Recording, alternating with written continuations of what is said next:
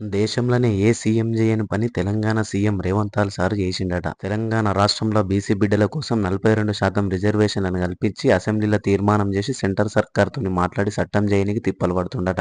అగో ఓ దిక్కు షెయి సర్కార్ ఏలుబడిలోకి వచ్చినాక రాష్ట్రం మొత్తం ఆగమాగం చందన అవుతుంది. వేసిన గొంగడ ఆడనే ఉన్నదని మొన్నటిదాకా మొత్తుకుంటుంటే ఇప్పుడు బీసీ బిడ్డల కోసం పోరాటం చేస్తుండని ఎవరన్నారే అంటారా? ఈ ముచ్చట చూడురి. और मैं खुश हुआ कि जाति जनगणना होने के एकदम बाद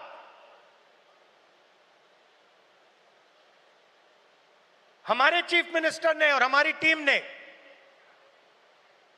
ओबीसी रिजर्वेशन को 42% तक पहुंचा दिया है।